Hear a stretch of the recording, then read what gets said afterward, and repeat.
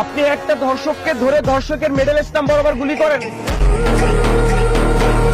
একটা মানুষকে ধরে আপনি শাস্তি দেন, আপনি দেন নাই মানে আপনি ধর্ষককে পালন করতেছেন। 3-4 দিনের ভিতরে অনেক ধর্ষণ হয়েছে আমার দেশে, আপনি একটা ধর্ষককে ধরতে পারলেন না। আজকে যদি হাসিনা দেশে থাকতো আপনাকে আমাকে বুকে গুলি করতো, তাহলে আপনি ধর্ষককে ধরে গুলি করতেছেন না কেন?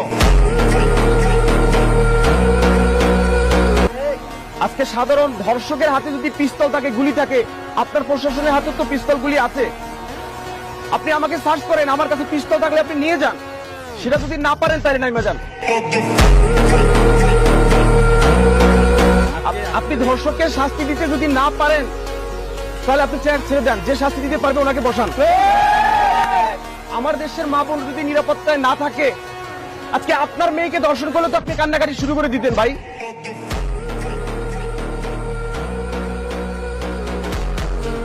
তাহলে আমার দেশে অন্য মেয়েরা যে ধর্ষিত হয় এটার কি কোনো মূল্য নাই? তাদের মান সম্মান নাই? তাহলে আপনি খুঁজতেছেন না কেন?